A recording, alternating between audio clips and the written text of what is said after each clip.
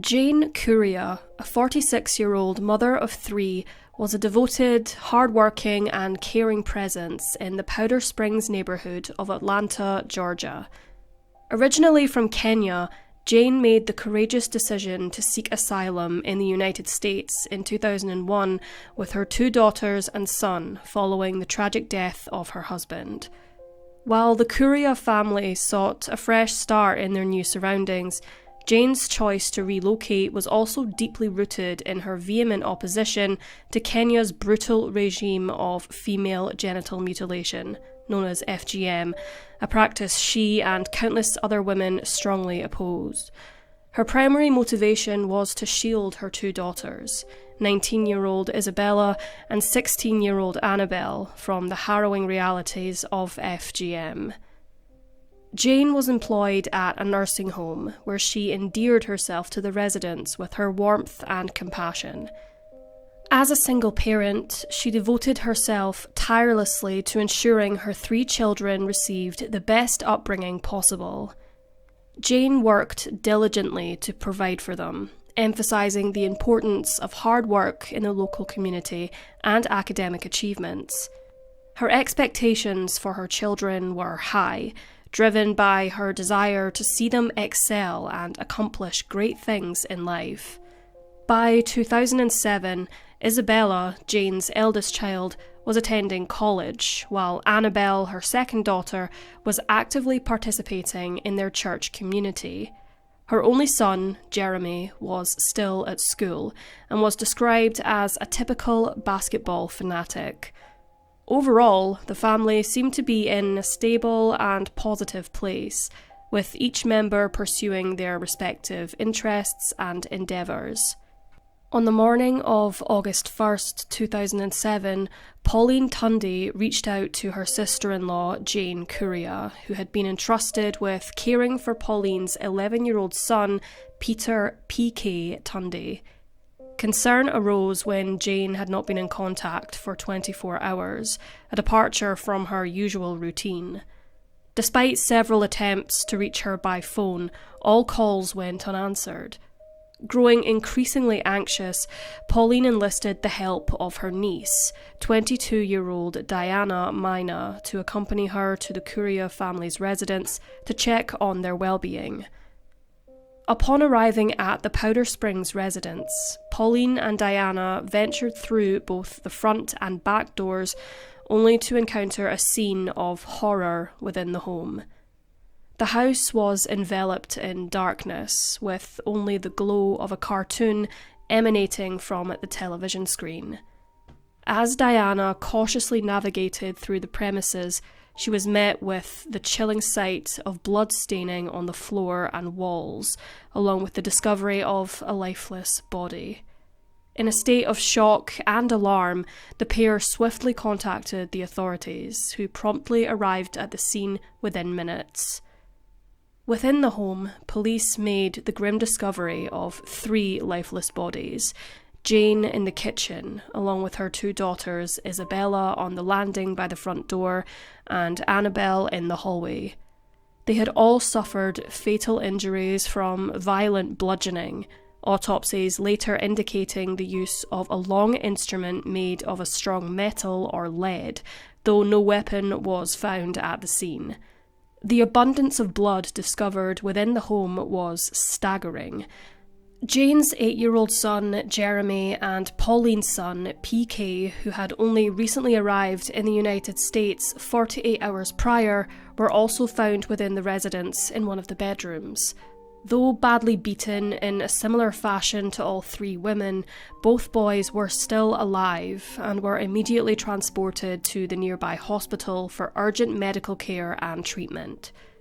Due to the horrific circumstances involved, police protection was put in place for Jeremy and PK whilst they were treated in hospital. Detective John Dawes observed that the crime scene itself seemed to resemble 4 distinct crime scenes, as there were no blood transfers from one area to another.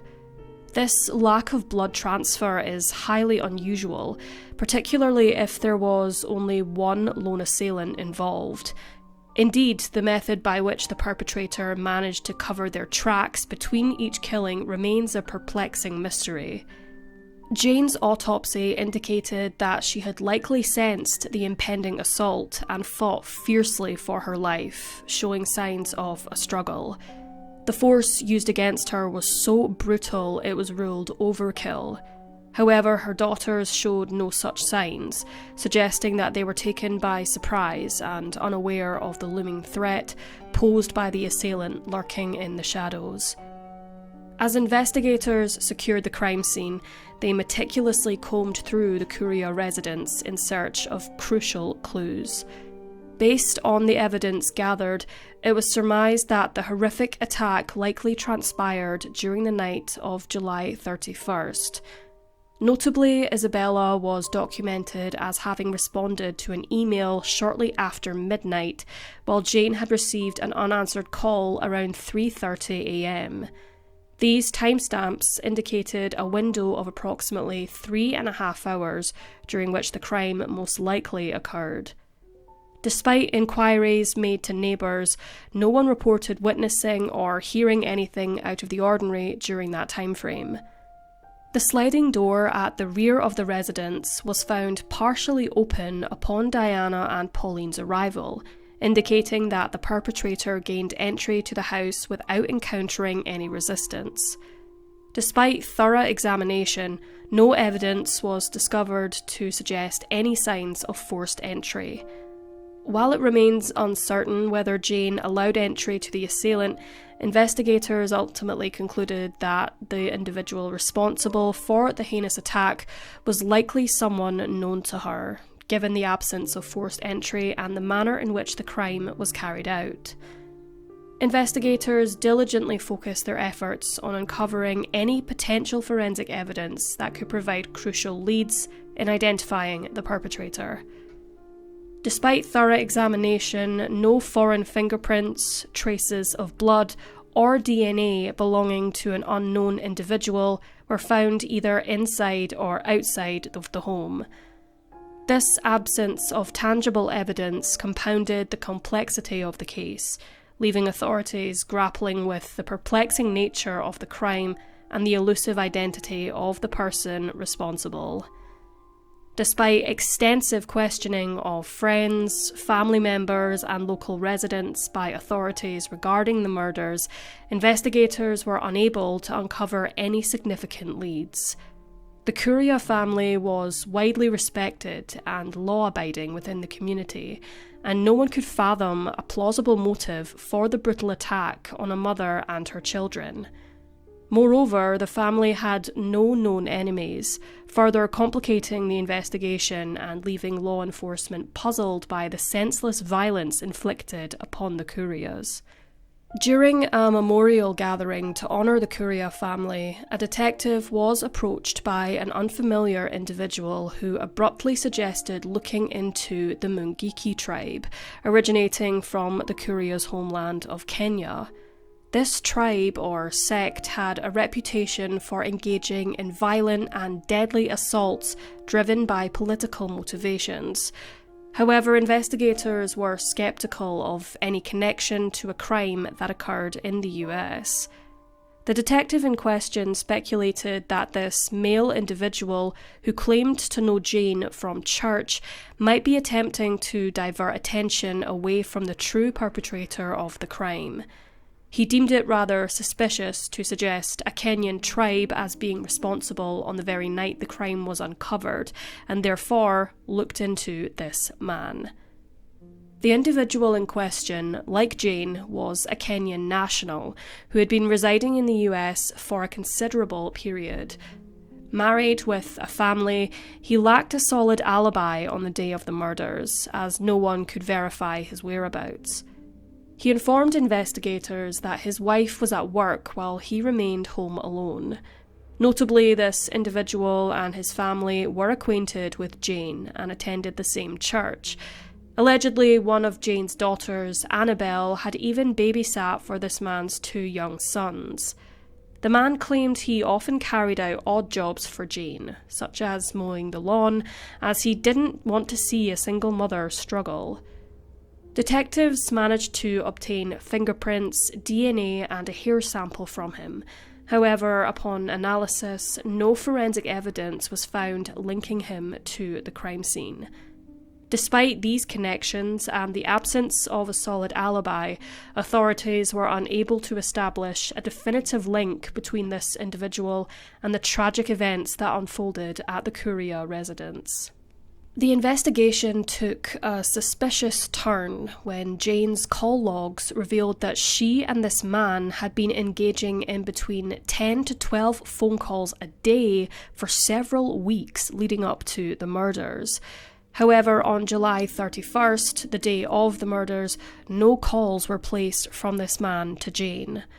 When questioned by investigators about this discrepancy, he simply responded with, "I don't know." Although this man insisted that he and Jane were merely friends, others, including Jane's niece Diana, suspected that their relationship was more than platonic. Detective John Dawes, who led the investigation, uncovered additional troubling details regarding this man's connections to the Kuria family.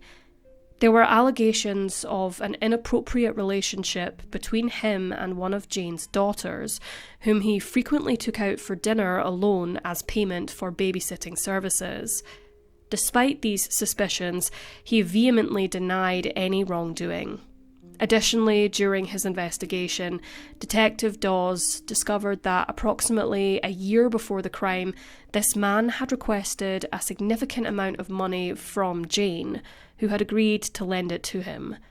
Following this revelation, Jane's finances underwent scrutiny, leading to confusion among those involved in the case. It was rather peculiar that Jane allegedly informed her family that she was anticipating around $30,000 shortly before her death. She attributed this sum to a new real estate venture she had launched with her friends, although no one among her acquaintances were aware of such a business endeavour. Whether this sum of money was related to the debt owed by the unknown man to Jane remains unclear. After Jeremy and PK were discharged from the hospital, Detective Dawes interviewed the boys in hopes of obtaining critical information about the events of that fateful night, and, more importantly, any details about the assailant. Unfortunately, Jeremy couldn't recall much about the incident. However, PK managed to provide Detective Dawes with a significant lead. He recounted seeing a man speaking in Kenyan tongue, whom he did not recognise. Although PK couldn't see the man's face, he remembered a distinctive floral print shirt the assailant was wearing. Despite the promising lead provided by PK, neither Jeremy nor PK could positively identify the man responsible for the deaths of Jane, Isabella and Annabelle Kuria, leaving the investigation at a standstill once again. Additionally, a blood-soaked towel discovered 2 miles away from the Kuria residence the day following the murders did not yield any significant breakthroughs, as DNA testing ruled out any connection to the Kuria family or the male person of interest. The possibility that more than one person was involved in the murders remains plausible, yet due to the lack of evidence, no definitive conclusions can be drawn. Regrettably, nobody has ever been arrested or charged in relation to this case. As young adults, both Jeremy and PK made the difficult decision to relocate back to Kenya to be closer to family. However, the memories of that horrific night continue to haunt them and their remaining loved ones. The unanswered questions linger, and all they desire are answers as to why someone could so cruelly snatch away the lives of 3 cherished women who had so much yet to experience and contribute to the world. The pain of their loss remains an ever-present shadow in their lives, serving as a constant reminder of the senseless tragedy that befell their family. Anyone with information regarding the Kuria family murders are urged to contact the Cobb County District Attorney's Office Cold Case Unit at 770-528-3032.